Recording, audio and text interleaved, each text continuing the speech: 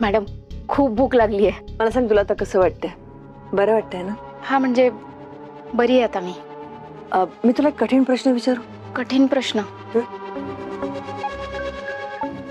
म्हणजे काल तुला फोटो बघून एक्झॅक्टली कसं वाटलं? ठीक आहे स्वानंदी, तू त्रास करून घेऊ नकोस. तू शांत हो. शांतपणे विचार करून मग सांग मला, तो फोटो बघून तुला काय वाटलं? तो फोटो बघून खूप विचित्र वाटलं मला. असं वाटत होतं खोलवर काहीतरी मनामध्ये दडलंय, पण नक्की काय आहे तेच कळत नव्हतं. म्हणजे आता मला शब्दात मांडता येत नाहीये,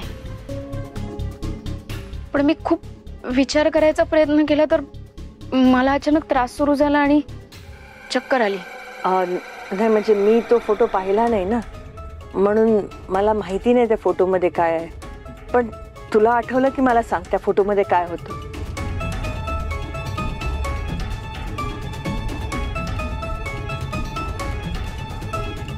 संधी शांत हो. नाही, शांत हो. एकदम सगळ्या गोष्टी आठवण्याचा प्रयत्न केला ना तर खरंच खूप त्रास होईल. शांतपणे बस, एकटी बस, एकांतात बस आणि विचार कर त्या फोटोमध्ये काय होतं. आणि तुला आठवलं की मला सांग. आठवतोय मला तो फोटो. माझ्या गळ्यात मंगळसूत्र होतं. मी आणि मणी सर सोबत एकत्र होतो त्या फोटोमध्ये. असं वाटत होतं माझं लग्न झालंय. मणी सरांच्या माझ्या दोघांच्याही चेहऱ्यावर स्माईल होतं. आम्ही दोघेही खुश दिसत होतो त्या फोटोमध्ये. पण खोटा होता तो फोटो. मणी सरांनी हे मुद्दाम केलंय मला बदनाम करायला. काय बोलतेस तू? मणीने हे सगळं मुद्दामून केलं तुला बदनाम करायला? कशासाठी तो तुला बदनाम करेल स्वानंदी? आणि तो सुद्धा आहे ना त्या फोटोमध्ये, त्याची बदनामी नाही का होणार? त्या फोटोवरनं त्यांनी काल किती शिव्या खाल्ल्या माहितीये ना तुला? तेच तर कळत नाहीये मॅडम, त्यांनी असं का केलं. पण मणी सर हे जे काही वागले ना ते अजिबात चांगलं केलं नाहीये त्यांनी.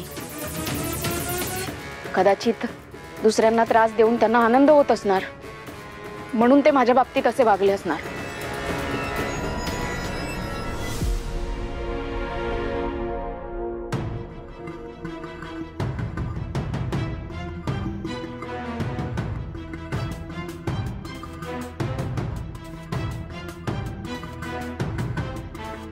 शेवभाजी माझ्या आवडीची.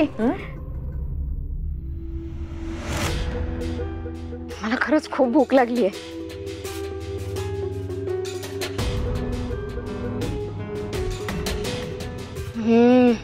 मॅडम हो, काय कमाल झाली आहे शेवभाजी.